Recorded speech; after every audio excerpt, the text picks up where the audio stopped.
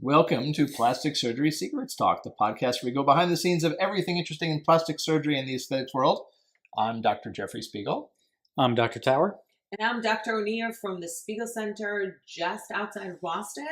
We are excited for season 3 to continue. So everyone is saying that fillers before facelifts is a disaster.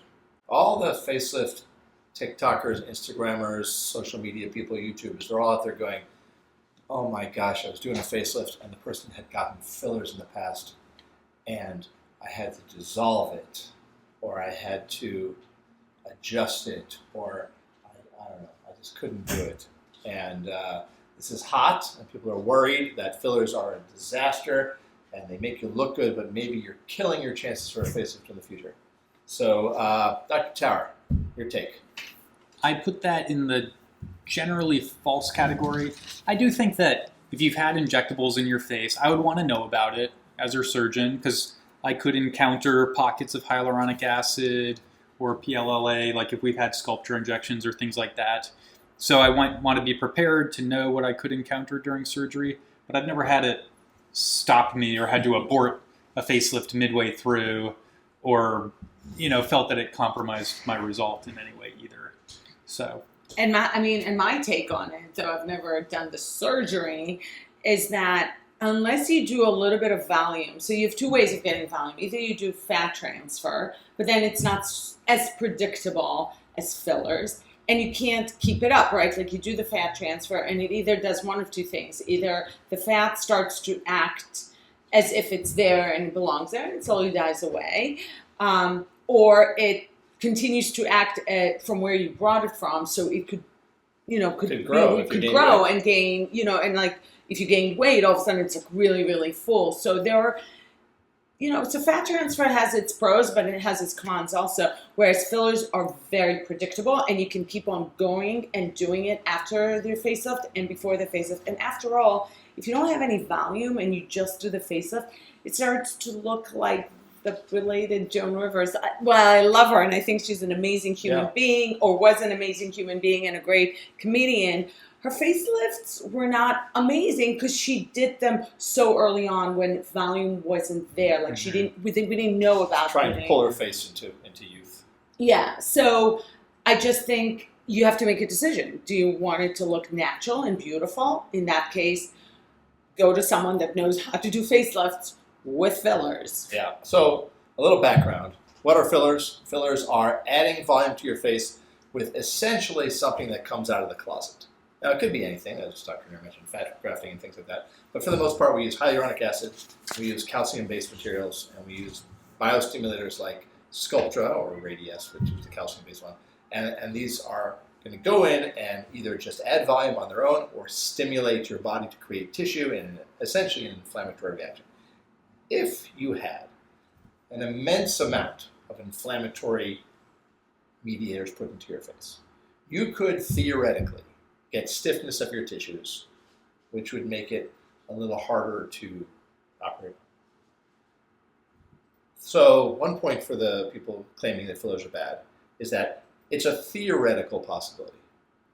But as Dr. Tower mentioned earlier, it's not really a practical problem. Mm-hmm. Like even people have had Sculptra and Radiesse and all these things in their face.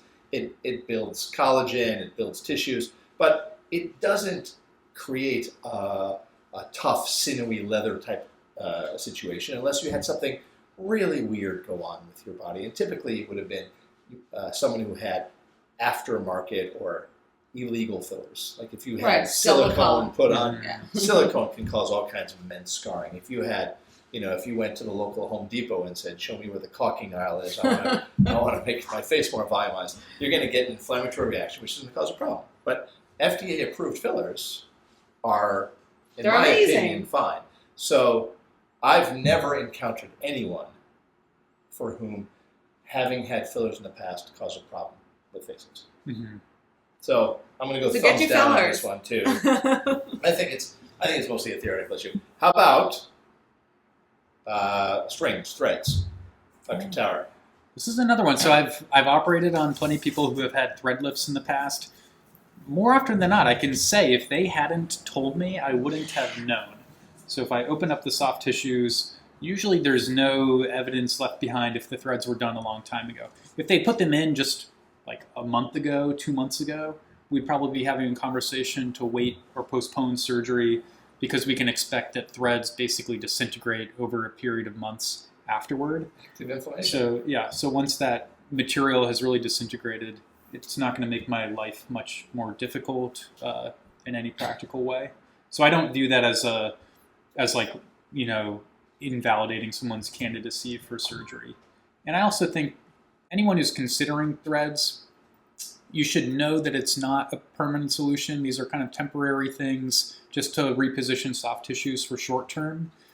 So I don't find them appealing for that reason. I tend to try things or do things for patients that are going to be long-lasting, durable results. Absolutely. And I've never had someone come to me after their threads and go like, this is the greatest thing I ever did. I can't wait to get my next thread lift. I've just never heard those words come out of someone's mouth. Sometimes people will say, you know, oh, it's made of filler material, but it's really not a cost-effective amount of filler you got. I mean, the amount of filler in the thread is a fraction of what you would get if you actually got filler. Yeah. So that's why we haven't really brought threading to the Spiegel Center, because we're not thrilled about it. It's not going to change your surgical results. But really, if you want to get really good results, stick to the hyaluronic acid, stick to the Radius, which are calcium-based, or stick to Sculptra. We have history of like 20, 30 years of injecting them. We know what it's going to look like. We know what the results are, and we know we can operate with them. So there you have it. Well, listen, we're recording this close to Halloween. You might be listening to it at a different time, but we're recording it close to Halloween. And the truth is that I think fillers after facelifts is like this.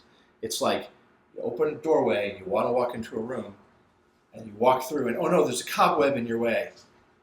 And you walk right through it, and nothing happens. Yeah. Just sweep it out of the way. Oh, what was that? Was that a cobweb? It was I don't a know. non-event. It might have been a cobweb. Yeah, or like there's a subtle rustling in the wind. Yeah. Like, was that wind? Whatever, I don't know. Keep going.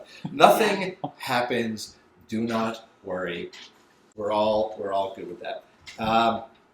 One more thing on a slightly diversion. Dr. Rainier, what are some restrictions they used to tell people after getting botulinum or Botox that we don't give people anymore? Remember some of these? We used to say, like, don't exercise. It's totally fine to exercise. What about touch your shoes? Don't lie down for 3 hours. I think, we've not said those for years. The one thing is that I don't recommend is doing yoga right afterwards, because it does, but only for one reason. It increases the chances for bruising. So you definitely don't want to do these things. So that's a needle complication. Yeah, it's a needle complication. So even if you just probe yourself with needles and didn't really inject anything, you're still going to. Back to my question: Why did we? Not us, but why did people used to tell people, don't lie down after getting Botox, don't tie your shoes, this? Why? I'm not really sure why, because it never made a lot of sense. Right. So any idea? I think it was because if there was a problem, then the surgeon or the doctor or the injector could say to you, did you tie your shoes after I gave you Botox? Did you look down at any moment? Did you touch your face? Did you wash your face last night? Well, this is why it didn't cooperate. Right. And that, to me, is where we are with fillers and facelifts. that's your a good facelift one. didn't That's a cooperate. good one. Did you ever have a filler? Oh, you did? Have you ever had a hydrofacial? Did you wash your face in the last few weeks? Well, there you go. No wonder you have problems after this surgery of mine. My surgery is infallible. Must have been something in your past. Okay. Great discussion. Spiegel Center, Dr. Tower, Dr. Rainier, we all say, ixnay on worrying about fillers as long as you're doing them responsibly. Absolutely. And if you've had fillers done and don't find a surgeon that says to you in advance, I cannot operate if you've had fillers or Botox or anything done. Really look for a surgeon that knows what they're doing and is not afraid of cobwebs. Thank you for listening to Plastic Surgery Secrets Talk. If you like what you heard or want to get in touch, call us at 617-566-3223 or email us at info@drspiegel.com. That's the I before the E. And follow us on social media, always at Dr. Spiegel. Again, DrSpiegel, the